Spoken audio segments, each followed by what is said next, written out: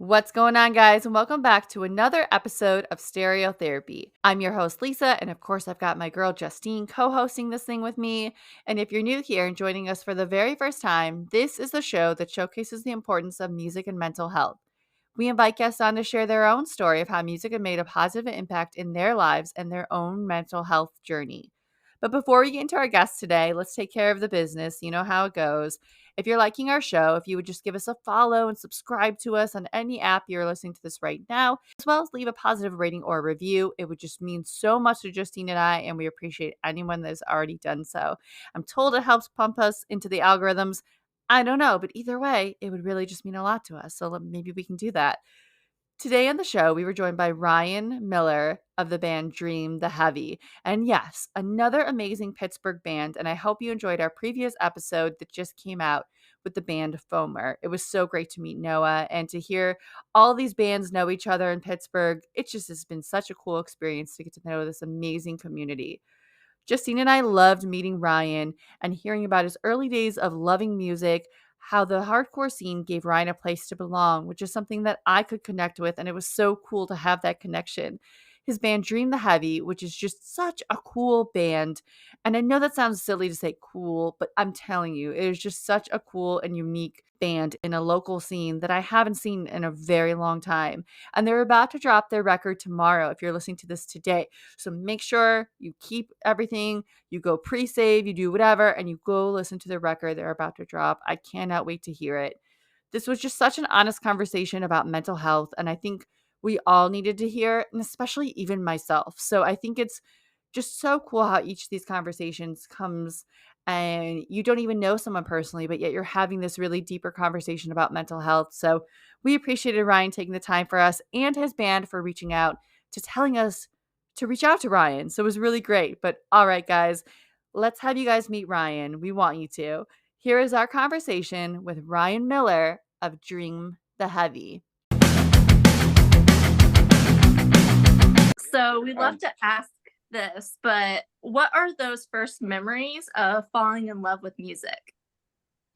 My family's actually really musical in general.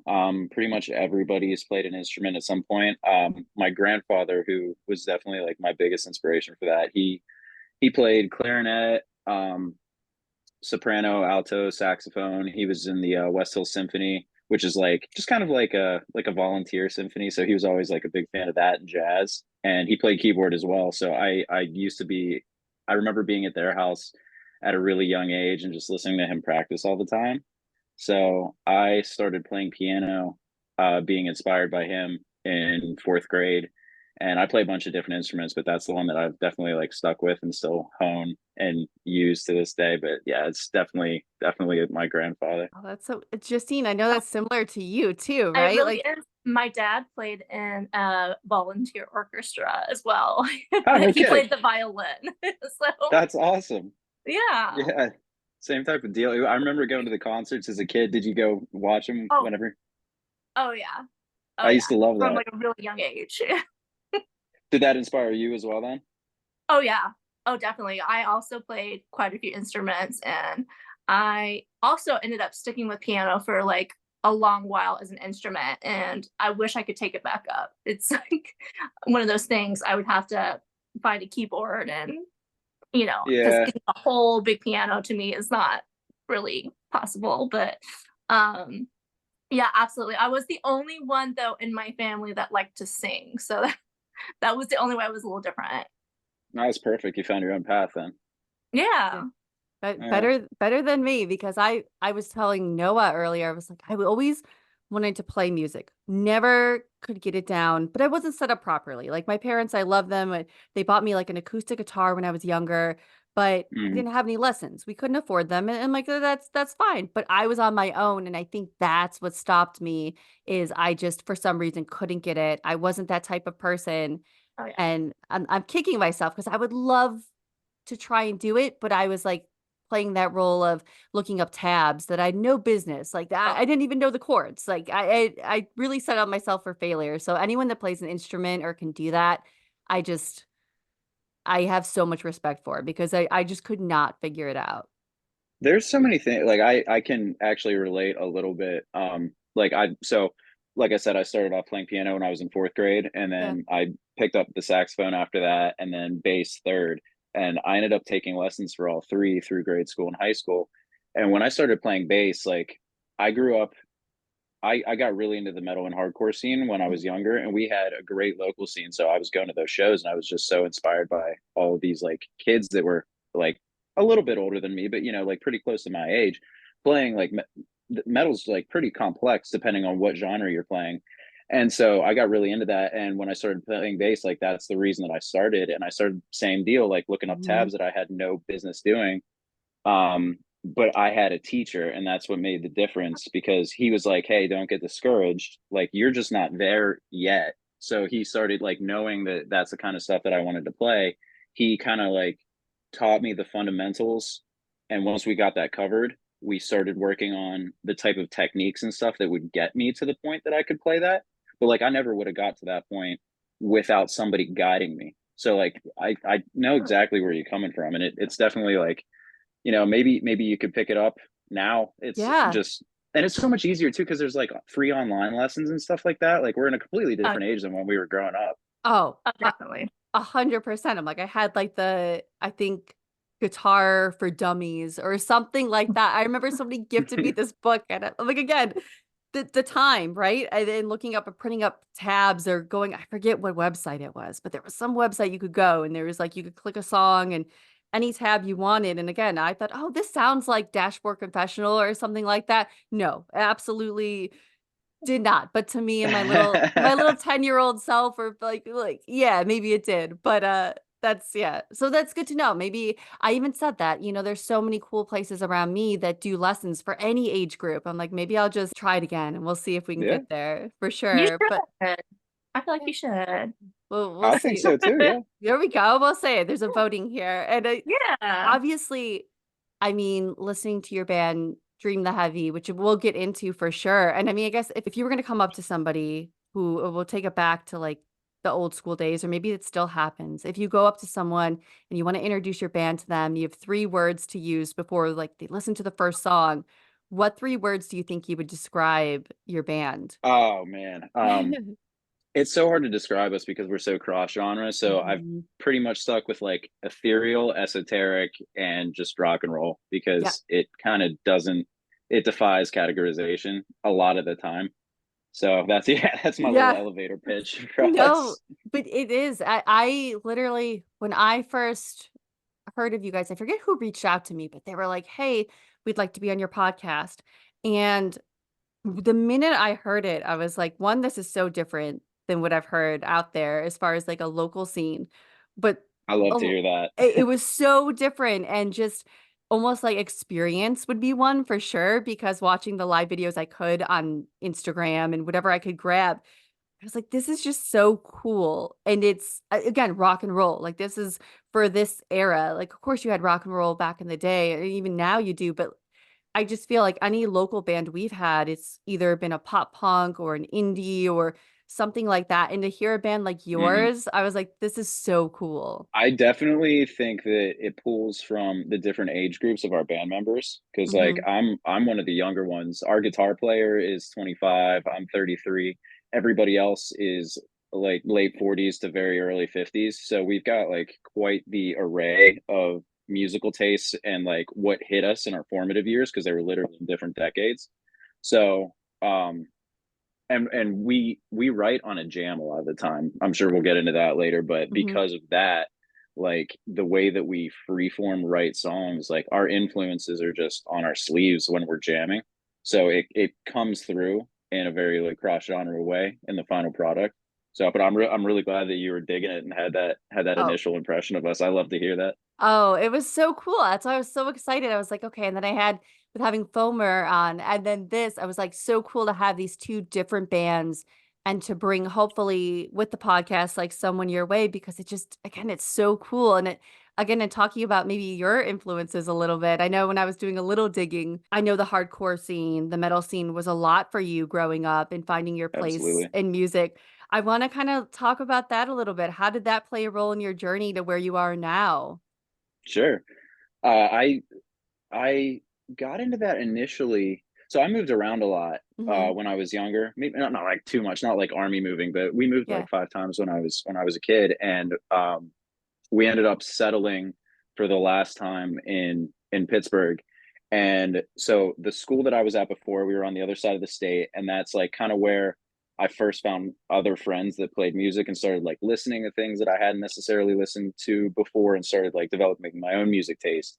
And a lot of that was kind of like, I mean, it was on the heavier side, but it was like a Mm. lot of what people were listening to back. It was like your Linkin Park, your Disturbed, System of a Down, like that kind of stuff. And then I had some friends with some older siblings who were into hip hop, so I kind of got into that as well. And then um, when I moved back here in eighth grade, that was the first time I like listening to the Linkin Park and the Disturbed stuff. Like I knew that that hit a certain chord with me, Mhm. and I love that heavier element of it. And so I moved from a farm town with like 120 kids in my school to back here in eighth grade, and I had like close to 600. So there was so much more variety, and like just like there was I was exposed to so much more, and so I ended up meeting a lot of people who knew way more about heavier music than I did, like stuff that I didn't even know exists. So that's kind of where it started.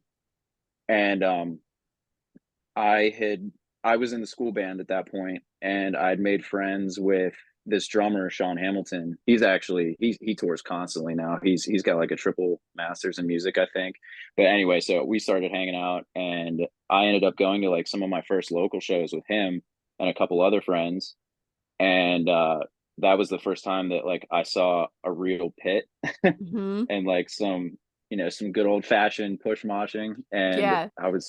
that's kind of where it started. But then I went to a heart. It was all these weird cross genre shows because like the scene was like it wasn't small, but like shows were just different back then. Everything Yeah. was organized differently, especially because like this was like the MySpace era. Yeah. So if you were just heavy, like there even though there were those genres, like every show was just blended together. It was like Mm. death metal, hardcore, metalcore, doom metal. It was like you'd see like five of these different heavy genres on the same bill. So we got to see like this like smorgasbord of bands in like church basements. Mhm. So it'd be like a push mosh for one band and then hardcore dancing for another. And I saw that and I was enthralled. Yeah. So that kind of began the obsession. And then we ended up, me and that the drummer that I was talking about, we ended up starting our own band in like eighth grade. And then we started getting on the local shows and playing all through high school and stuff like that. And that's kind of how it kicked off. Oh, that brings me back to, like, even my days of all my friends were in the hardcore scene and metal scene, and I didn't even know what that was until we would go to churches, like, on a Saturday, and, they'd put whatever on, or you'd have to bring, like, a can of soup or something to get in, Yeah. and the $5, and it's like you said with that cross genre, like, there were some bands that would be, like, a folk artist, and then they would have I remember there's this one band, they were called The Brigade, and they literally were, like, this death metal band that you would never put with this folk artist that came on before them, but it just fit, and it was so cool, and to this day, I'm like there was this band, I don't know if you know of them, but they were called, like, The Hush Sound, and, Yeah, absolutely. that's so cool. So they were on a similar show. I saw them in a basement of, this guy. I had no idea who he was, and obviously back then, and we went to the show, and again, they were on this lineup with all these metal, all these just punk bands, and then the Hush Sound was there. And They're just kind of like alt. right, and it was so crazy and just wild to think about, like, that's how it was. I hope shows are the same way. I think you see it a little bit, but there was just something so special about that scene, and I know for me, it was that's how I found my way into music, was all those people that in the hardcore scene, because I had no idea what that was. I was like, "Wait, this is crazy. You can go in someone's basement and, there's pits, like you said, or there's, like, people windmill kicking and all that cool stuff." I'm like, "What is this? Like, am I gonna get hurt? Like, what am I gonna do? Tell my mom I'm a teenager going to someone's basement I don't even know, but Oh my gosh. experiencing this, and it's wild." It's isn't it weird like thinking back to that too? Like it's like you just get like dropped off at Yeah. like somebody's at this basement show, or like I don't know if you might have had a similar experience in Jersey, but like a lot of our shows were in just like random warehouses or buildings. Like there Mhm. was this one there was an abandoned school in North Side Pittsburgh called the BCA, and like my parents would just drop me off in this like overgrown parking lot in this abandoned building that like these guys had run electricity to from a church up the street, and like we'd have shows there, and it was just like it like the most DIY that DIY can get. 100%. Like I'm originally actually from Illinois, like 30 minutes from Chicago, and then I moved here. uh So it's like but I feel that where it's like it would be in those weird places, like we'd be dropped off, whether it was like a warehouse or somewhere, especially in Illinois, in that Midwest atmosphere. And it just is wild to think about that. I'm sure in Jersey, I can only imagine what it was like to come up here in New Jersey during that time. I wish. I always wanted to move out here for like, bands like Thursday that were out oh here. yes. And I'm so excited because I get to see them play this small, like 250 cap room. And I think they're playing Crossroads in, is it Garwood or somewhere I'm going. But I'm so excited because they were a band that That's awesome. I wanted to come out here because of that scene and everything going on. And that was so monumental too, because like those bands were literally just defining genres at that point. Hmm. A lot of these like there's there's like a lot of cross genre stuff going on, but I personally don't think that like metal or hardcore has really like evolved too much in 10 years or so. But like Hmm. back then it was all new stuff that you'd never heard before. And like what a scene too, like Chicago and New Jersey. Oh, yeah. Like That's killer. I'm like I got lucky. I got really lucky where that's what kind of sort of shaped me a little bit where it's like now I get to be here in New Jersey. I know like I'm lucky where it's like Chicago you start out there and then you come out here in New Jersey and yeah, it's wild to think about. And I know obviously this podcast, we've met a lot of people from Pittsburgh, but I would love to hear from you. What is about that scene? I know you touched on a little bit. What about your scene? Like if someone's never been there, kind of take us all to Pittsburgh. What's so special about it? Oh my gosh, it's family. It's Yeah. familial. That's the thing that I love about it. Like it's all of like the newcomers and kind of like old heads in different scenes. Like some of the scenes are separate. Like you're not going to see a lot of like the metal and hardcore scene connecting to the like wider music, but like that's kind of, you know, you understand why. It's a niche thing, but regardless of that, they act the same way. Every scene in Pittsburgh is very familial. It's very supportive. It's a smaller city, but and there's opportunity, but not like there would be in like Chicago, LA, New Mhm. York, like bigger cities like that. So it's like so important for us to build each other up and promote each other and that type of thing. So the networking here is unreal. Like Mhm. everybody's chill with each other. Like of course, you know, you got your every once in a while you'll run into something that's like not so favorable like that, but like the overall majority of people are just like super welcoming, super excited to just like collaborate and work with you, and any even just like setting up shows, it's so easy. So that is definitely my favorite aspect of it. Oh, I could just tell that family aspect because I think about when we had Old Neon on. Then they were like, "Oh, you got to check out this band Heading North." And then from Heading North, I had I think a DM from someone in your band, and then Nova hit me up, Yeah, obviously Fomer, and it's like wild. I could tell that family aspect where everybody almost wants to see each other win a little bit. Where it was like, "Yeah, like check out this band. Oh, I have another band, and have you heard of this one?" And I love that. I love to see that. that's exactly how it is. Like all of the three other bands that you just listed to, like we know them all personally, Hmm. love them, go out to their shows as much as we possibly can. Like that's exactly how it is. Everybody just wants to see each other win. Yeah, I love that. So your record release is April 12th. What are Indeed. you excited for? Anything that you're looking forward to, like the record release show? Yeah, I'm so excited for that Hmm. show. So I can't Yeah. even express how excited for that show I am. So Old Game and Melt, other local bands are on the bill. Both of those bands just have killer live sets. Their music's fantastic. So I am super psyched to be on the bill with them. I'm actually God Hates Unicorns was supposed to be playing with us. I'm rocking their stuff right now. Yep. Shout out to them. They're good friends of us, but they unfortunately had to drop, so we got Old Game to fill in. And so the lineup itself is fantastic. The atmosphere of the place that we're playing at, it's called Spirit.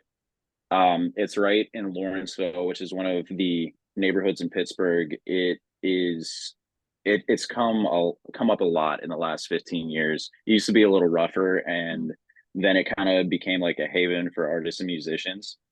There's a lot of cool stuff going on there. But Spirit itself, they have like a 400 cap venue upstairs, and like a lot of big tours come through there. And then they have a second venue in the basement, and they have that's kind of like their like open everyday bar down there. But that one's a little bit smaller. I think it's probably like 250 cap. But we had the option between the two, and I've done a record release for another band before upstairs. It was great, but the downstairs, the shows down there are just so much more intimate, just from a logistical standpoint too. Like we have a pretty wide age group that comes to see us, so there's like some seating, there's a lot better seating down in that area. But it's just like it's called the Lodge down there. It's very kind of like it feels kind of like a hunting lodge almost. Like Mhm. it's a lot of wood, very dark. um but the sound down there is great. All the shows down there are just an absolute blast because everybody's kind of like packed in tight. It's I'm super psyched for it. The atmosphere is just fantastic. But we also have our turnouts have been awesome lately, and the crowd is always just so much fun, especially because like a lot of our personal friends who come to see us every show live in Lawrenceville or Millville, just like around that surrounding area. So it's gonna be a good time. I'm really excited. Oh, I'm sure. Like that's what it's wild. Like even when we scheduled this, and I'm like, oh my gosh, it's coming up like April 12th. And I mean, you guys put out, I know Flame, I think it was on the 1st of March. Mhm. Loving that. What has the response been to that song so far? Flame's actually been our number one streaming song so far. We Oh, kind of cool. like we only have like a live album up Hmm. right now that we did last year. So as far as streaming, we're not that established yet. This is literally our first record. So Yeah. the number counts like aren't too high yet, but Flame's definitely been the most popular, and people love that song live. They go nuts for it. It's our opener generally. Yeah. At least it has been for about the last 6 months. And it's got like our what's on the record, we kind of like adjust our sound live. What I'm playing on the record isn't necessarily what I play in a live set. Like I use some different keyboard patches just because we sound different live depending on the room that we're in, so we kind of adapt to that. So I use this like real nasty high sync lead on that song when we play live, and it's just like throaty and just like a super gnarly keyboard tone. So it's like, and we do kind of like a jam into it that's not on the record. It starts off with kind of like a freeform thing, and that kind of just sets the tone, amps up the drama a little bit. But yeah, overall the reception's been great. Couldn't be happier. That's awesome. I mean, I guess for us too, and when Justine and I were talking about this too, what do you think you guys are most proud of leading up to this release? Like when it's finally out, we all get to hear it. Mhm. What are you most proud of about it? That's a good question.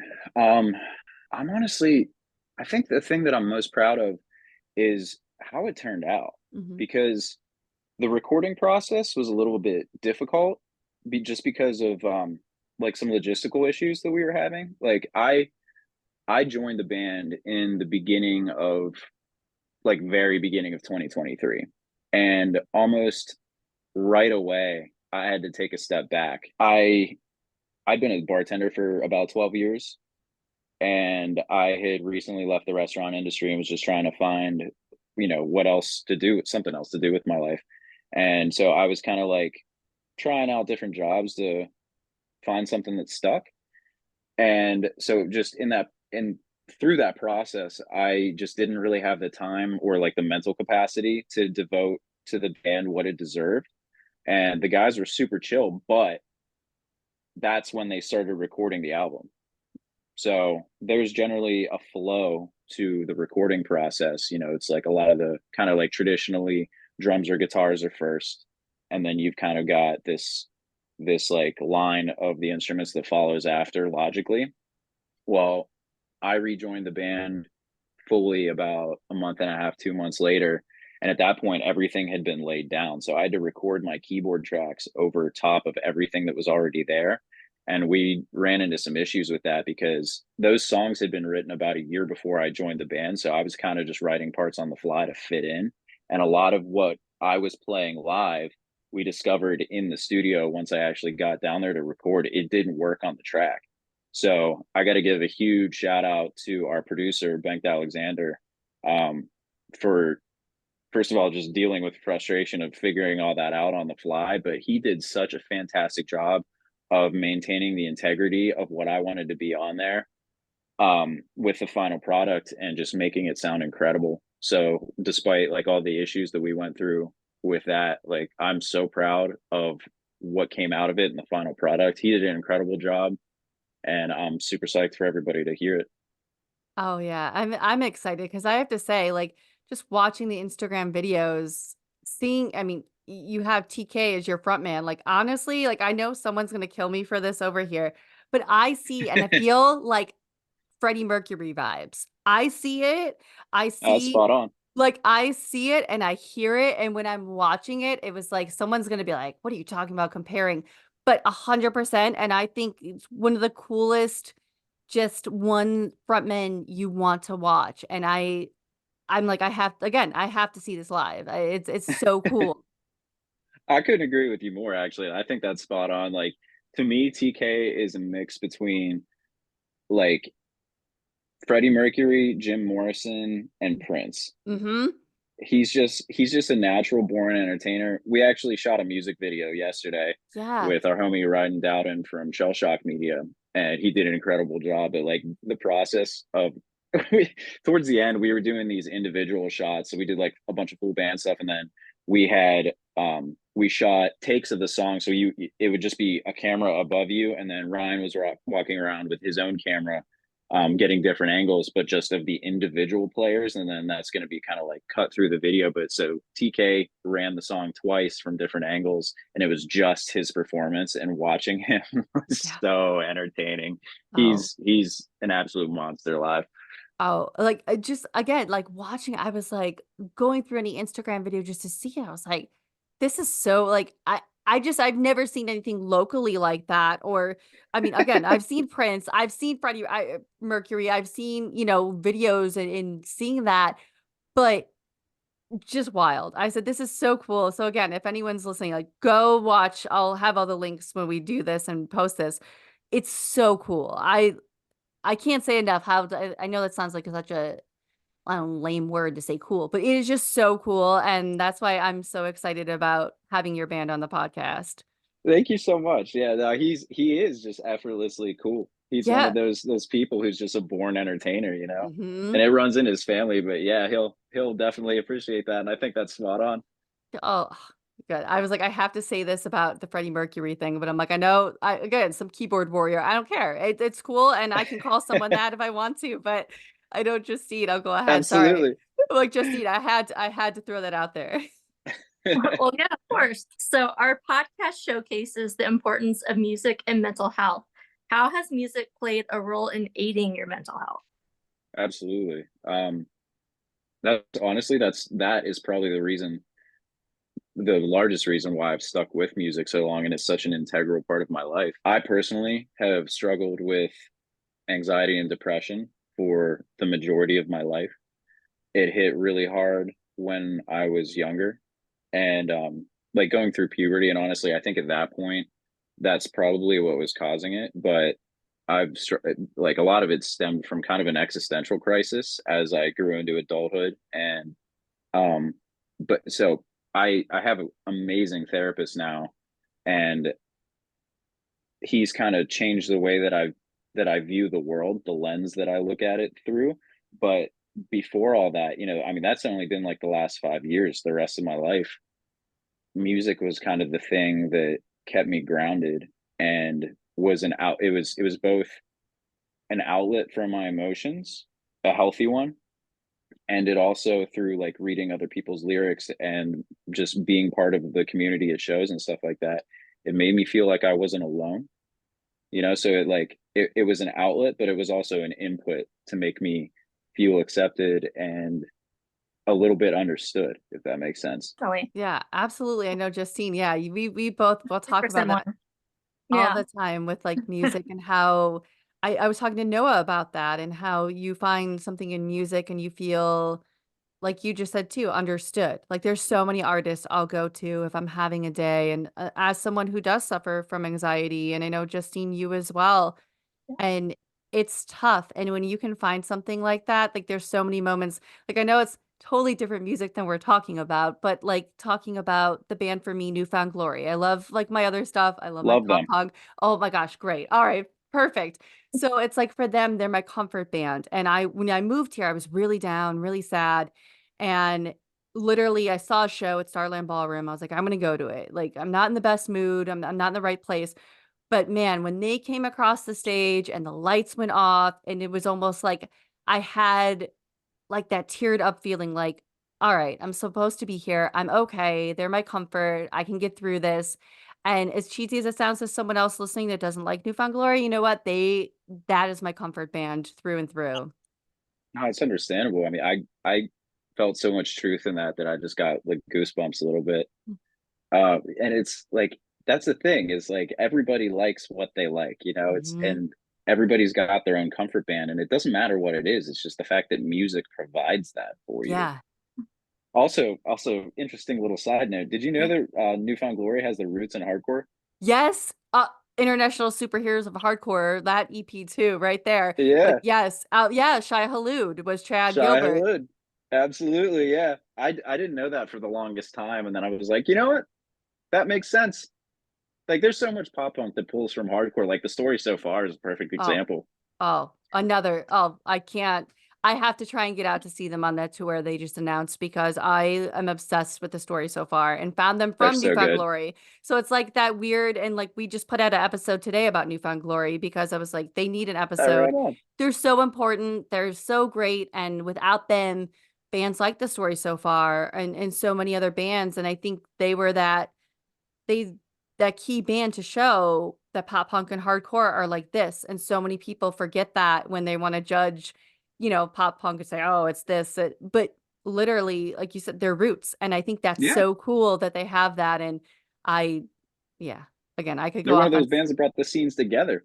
yes, and that's why, like, anyone that ever may down them or anything, I'm like, "Guys, you have no idea," and they've been around, God, it'll be, I think, 28, 27 years, I don't even know, like, they've been around forever, and Mhm. they're still killing it, but they were that when you were describing that too about music, that was the one thing that really and there's so many other bands. I know, Justine, yours is Green Day. You love Green Day, Oh, that's yeah. one. Circus And Blink, Survive. Yeah, Blink-182 is yours Blink too. one. Oh yeah, definitely. Absolutely. I am late diagnosed autistic, so I had to kind of, go back and think of how things affected me more with a new perspective. Sure. And for me, like similar reasonings for not feeling alone and everything, but I also suffer from it's alexithymia, which is where I have trouble describing and understanding my own emotions. And Okay. music helped me with that. Not only with that, but just having a source of being social and being able to talk to people and connect with people as well, because socializing is not my forte. But You do music great. helps. Music definitely helps with that and always has. So for I sure, can yeah. relate to that too. That's such a like I'm the type of person where like I absolutely have to recharge. Like obviously not in the same Mhm. way. I don't have the same like social um things that I deal with, but um it's I feel just like very drained after I spend a lot of time around people. So it's Oh yeah. like even though it's different, like I can absolutely relate to that. And that's the same thing. Like music was a thing that's like you kind of like shed the armor that maybe you carry around and wear all the time and just like be Yeah. yourself, give you a safe space in some way. Does that sound like Oh you yeah. relate to that? Oh yeah. Because I also realized that I stem to music. So I stem Mm, with listening to it because I'll listen to the same things over and over for months. Mind you, like that it's sure. it's a like almost a joke because like me and Lisa will be like she'll be like, I found this new band. I'm like, I've been listening to my Blink 182 list for 6 months. Do So you I'll listen to fixate? the same thing over and over again. I absolutely do the same thing. Do you fixate on a song or like a certain playlist? Is there like It's or like usually an album? like an artist in general. So like I'll have playlists based on individual artists. Okay. Every once in a while, I'll mix them up with like genres, and there'll be more than like one. But I will like out of all the songs from an artist, I will fixate usually on like a couple songs in particular, but like the artist as a whole for like 6 months. Like uh Bo Burnham's Inside, I still Oh go my back to God. that all the time, Yeah. and I'll be on it for months on end. And I just, that's what I do. It's like I'll just rotate artists and listen to them for months on end. Bo Burnham's Inside hit me hard. I was listening Oh to yeah. Are you feeling nervous? Are you having fun? I listened to that on repeat for, yeah, it was Yes. probably like 6 months or so. And every time I hear it now, because of that repetition before, it'll get stuck in my head again for like weeks at a Yes. time. I Exactly. feel you. Justine, you're like, I feel seen now because you like, I love that. Yeah. Oh Oh, yeah. that's so cool. And Yeah, I do the exact same thing. see, look at Justine, because you always tell me, you're like, I have this is how I People am. usually think it's really weird, No. and they'll be like, listen to something new. I'm like, I have to be in the right mood before I listen to something new. Yeah, And it's so weird. And it's hard to describe that to people if they don't do that. They'll be like, oh, let me put on this new music in the car. And I'm like, no, no, Mhm. it's gotta be something I know. It's gotta be yeah. something I know. People send Because me music all the yeah, time, and I just won't listen to it. Like I'm Mhm. not in the mood. It's like I go yeah, back to like something I've been listening to for 16 years or something like that that I've just been on. It's been on rotation for 3 months or whatever. So I've been saving it in. I have a folder called unlistened albums on Spotify now. That like I'll save the album that they send me or whatever they send me like as a playlist, and then I just add it to that folder. So like when the I mood love does that. strike me, I can just go back and hit I need to it. start doing That is that like, because yeah. oh yeah, because I'll finally listen to something new, but then that will become a new fixation for Yeah, totally. Absolutely. Yeah. No, that was me. I was with the new Paramore record. That was you. Mhm. Just yeah, That was Justine, listen to this. No, and then oh yeah, finally you did, and I yes. think that's a great idea. That's something so cool. Maybe we'll start Well, that it's for fun. you. Yeah, I was gonna And say, maybe we should mm, share like a playlist and have that be like, listen to this when you're finally ready. there I'm you down. Yeah, absolutely. there we go. That's so awesome. I mean, even and furthering talking about mental health, I know accessibility is always the number one thing because it's for me too. But what do you think we should do, in your opinion, that you would like to see to further end the stigma of mental health, whether it's like in the music industry or just life? What do you think? Continue on the track that we're on right now because I think it Yeah. was such a big issue during COVID, Mhm. um, that social media kind of took over and people's stories started to be told in a much more widespread way that it finally was becoming a lot more accessible. So I think what we're doing right now is we're moving in the right direction. Now, I think there definitely are some downsides. Like, I think there's a lot of Instagram self diagnosis for Mhm. things that you don't necessarily like. People see a list of symptoms and they're like, that's me. And then Yeah. they start identifying with that and treating themselves as if that's what they actually have. Now, I'm not going to say whether or not they do, but I definitely think that, if you relate to a set of symptoms, go see a professional about it. That is another issue though that I think the world that at least our society needs to work on. Like it is so hard to find a therapist right now. Mhm. I'm very lucky. I've had mine for a long time. But I can't even count on two hands how many friends of mine lost their therapists over COVID for one reason or another and still have not found, 4 years later, have not found a suitable replacement because like you got to vibe with them. It can't Yeah. just be anybody. You can't just like find a therapist that has an opening Yeah. and your problem is solved. It's like you have to try people out and find who vibes with you, who's got the right method. Like, like some people do psychoanalysis, some people mine is a much more like spiritual. He's kind of bizarre in the realm of psychology. Like he mixes like quantum physics as well as like a lot of Eastern philosophy and spirituality together for his kind of method. And that's just like what vibes with me the most. But everybody's got a different thing that's going to hit them in the right place and make them feel safe and make them feel seen. So I think that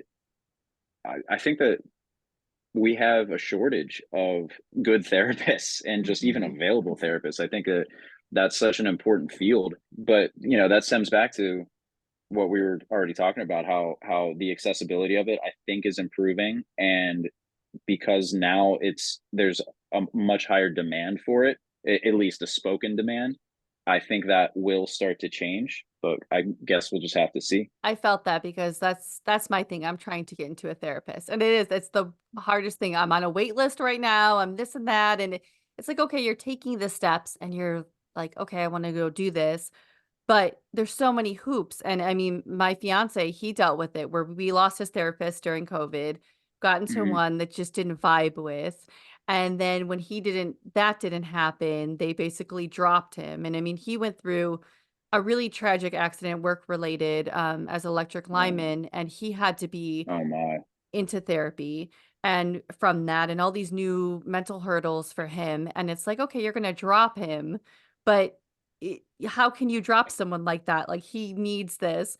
Then finally getting into someone else, and we're finally on the 4th one, I wanna say, Oh my but God. finally Mhm. found a good one, and it's like too many people hear too many stories about that, and it's like, that's what deters people, I think, too, where they're like, Hmm. "Why do I even bother?" And Yeah. I think I hope that gets better because everyone has a story, and maybe sometimes you do get lucky and you do have one that's great, and they have the right method, but some not to down therapists, but it's tough. No, it's just different strokes for different folks. It's like something Mhm. that absolutely would not work for me might be perfect for somebody else. Yeah, I will say that, just back to what needs to change, yeah. I think our insurance system is a cancer.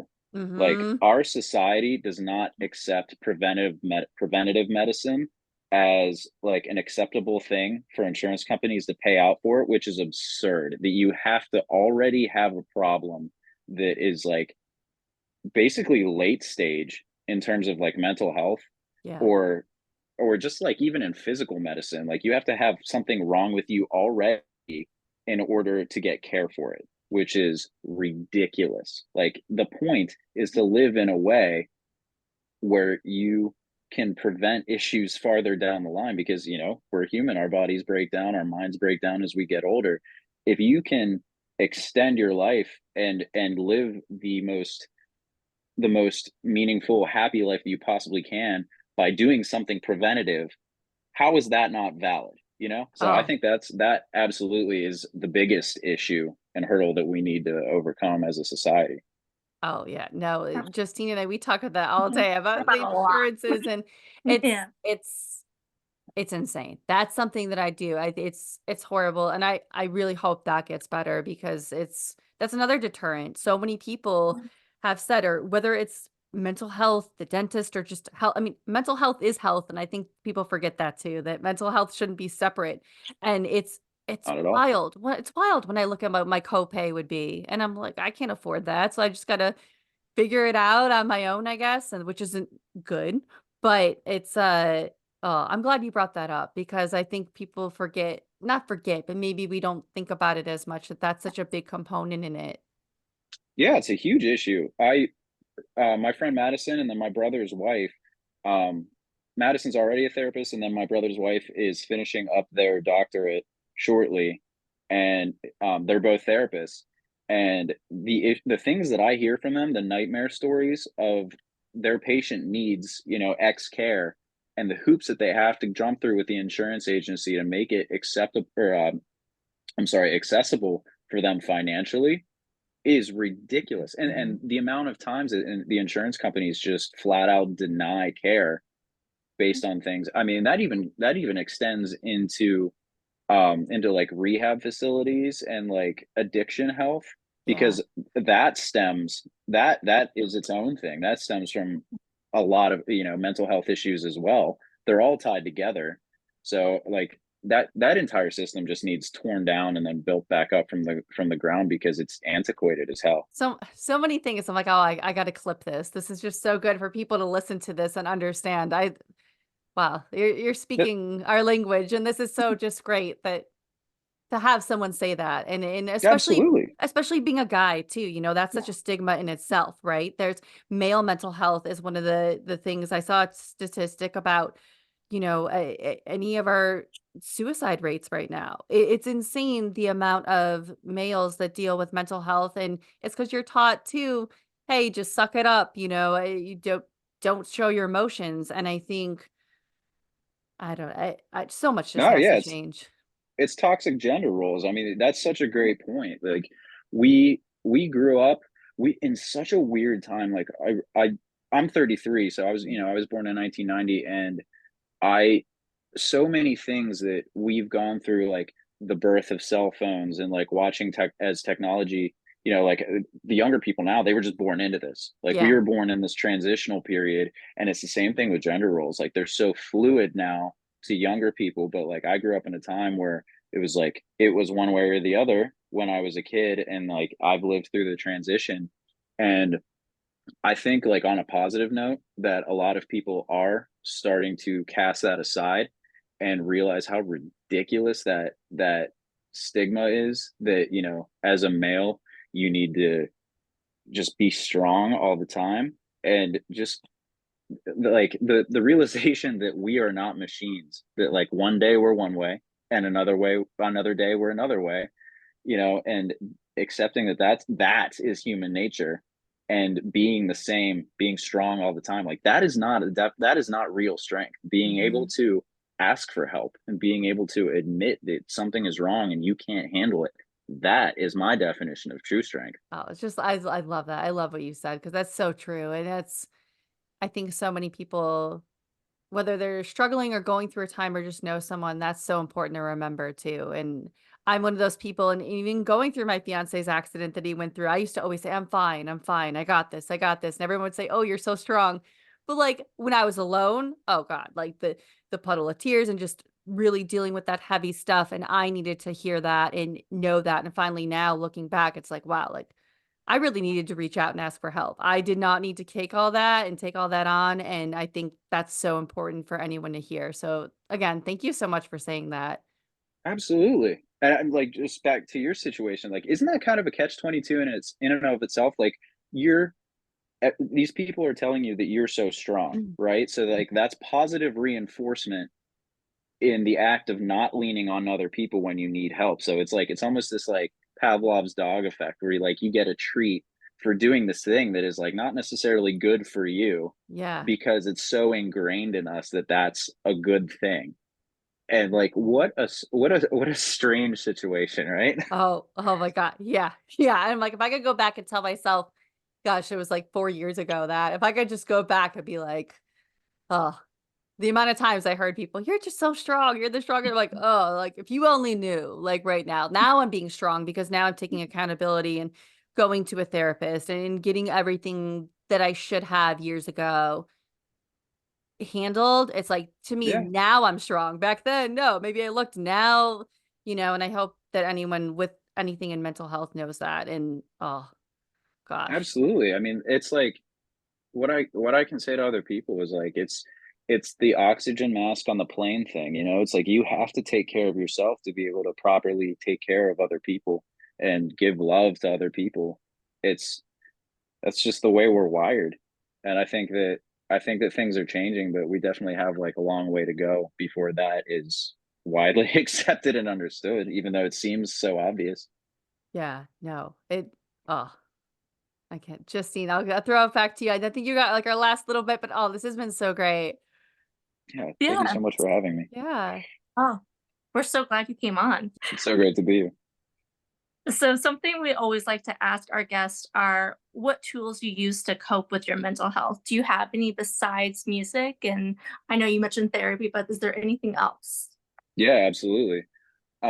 So my anxiety isn't too much of a factor anymore, but like there's breathing techniques that I use. So circular breathing and box breathing, that just a real basic one is putting your body, like taking your body out of fight or flight and putting it in, activating your parasympathetic nervous system. And you can do that super easily by just breathing in for like a 4 count, but then exhaling for longer than you breathe in. So like try double. That's kind of what I do. Like I'll breathe in for 4 and then exhale for 8. That's a super easy one that's super accessible to anybody. Um, my biggest thing, like I said, a lot of my depression stemmed from an existential crisis that I was having. Like I just didn't understand why I was here. I didn't understand, like there was no real meaning to my life, especially once I got older, and I just got into the grind of like wake up, go to work, Mhm. you know, like what am I building? What am I doing? Like I'm just feeling like I didn't really have a purpose, you know? And so through studying a more like Eastern philosophy and getting into like Eastern spirituality, like Buddhism and things like that. Like that's not my end all be all. I through therapy have like combined a lot of things. Um, definitely recommend this book. It's called New Eyes by Steve True. He's my therapist and he wrote it, but it's this put this new lens on like how I see the world, like how there's so many things in physics that are measurable and like we can prove that they exist, but like can't really we don't fully understand them yet. But so I'm trying to figure out how to articulate this properly because it's I've been doing this stuff for so long now and it's so much. It's like hard to give like a little 30-second elevator Yeah. synopsis for it. But I guess I'll just we go me and my girlfriend Casey, she started coming with me. We have this thing called Sangha. It's just like a group of kind of like-minded people that my therapist hosts every Wednesday. So I've got like therapy on top of this and just realizing that having a mindset of compassion and realizing that the physical things are not what matters in this life, that is that was like the biggest thing for me, finding purpose in relationships with other people and finding meaning in just like the small things, being mindful, staying present in the moment and not worrying about the future or you know the past, like killing the negative self-talk, realizing that I'm a bigger asshole to myself than anybody else would ever be. Mhm. Mhm. That was probably like the biggest thing for me that started to begin like the turnaround and bring me to like the very positive point that I am now. So Oh, yeah, if I could recommend that to anyone, that book New Eyes is like that set laid the foundation for like the not only like I don't want to say like fixing my problem because it's not a problem. It's just it was questions that I had that weren't answered in a way that made me feel like life had meaning. You know, it was just questioning existence. You know, I'm sure something that a lot of people can relate to. But like once I kind of found something that was like a little spark of truth, and then started exploring that more, and just you know techniques to stay mindful and be here and enjoy what I have and the people that I know and love. That is huge. oh. I wrote that down. Like, I gotta write this down because even that's been my hardest thing for a while too, is where my fiance would tell me all the time, like, you need to be kinder to yourself. You're not very kind to yourself sometimes. And again, it's that's something that I'm working on and I do it every day. And I mean, just hearing you kind of say that, I'm like, oh, okay, I'm gonna check this out and see if that can help too. And or anyone else. Like I'm gonna link the book too. But I wrote that down right away. I was like, I this is something that I think other people need to check out. Absolutely. It's there's a huge community of people that are into this kind of stuff like worldwide. And I didn't realize it before, but it was, you know, just people asking the same questions like, why am I here? What's it all Mhm. for? You know, Yeah. and the fact and there's so many mental health issues that stem from that. When you Mhm. especially when you live in a westernized industrialized society where it's like there's such a focus on what you have and these you know physical things that don't fucking matter. Mhm. So it's getting into that stuff and just being able to have a mindset of combat of compassion and gratefulness or a gratitude, excuse me. That that's the biggest thing that I can recommend to anybody that's struggling with something similar to me. So good. And before we let you go and just everything, I want to know we're in this year. The record's going to come out on the 12th of April. You got the CD release show. What are you also looking forward to this year? What can we expect for Dream the Heavy? If you can say anything, I don't know. Yeah, Yeah. there's a couple of things that I can't. Okay. But there's I will say we've got some big shows coming up. The summer like kind of local festivals are always a blast. Northside Festival, Northside Music Festival, Millville Music Festival. Like I said, we just got done shooting a music video yesterday, so that's going to be coming out. We're starting to play outside the state a little bit more. We've got, I think it's April 27th. We've got a show in Akron, so we're starting to play in Ohio and the surrounding states a little bit.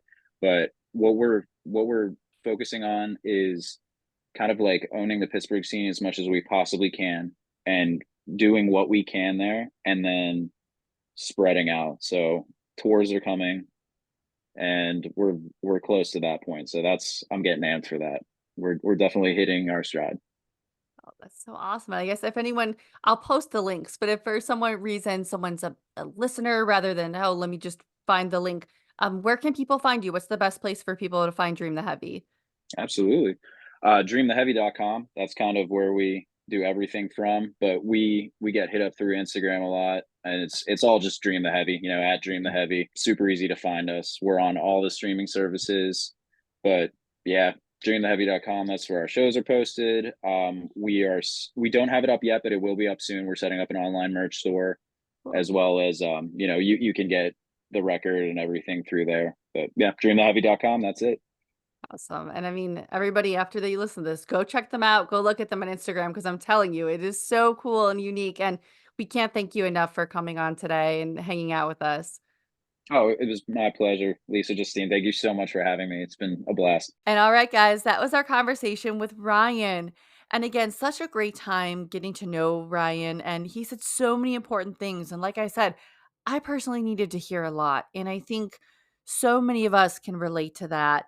I'll have all the links below where you can check out Dream the Heavy. If you're listening to this on the day this comes out, that is tomorrow, the 12th of April.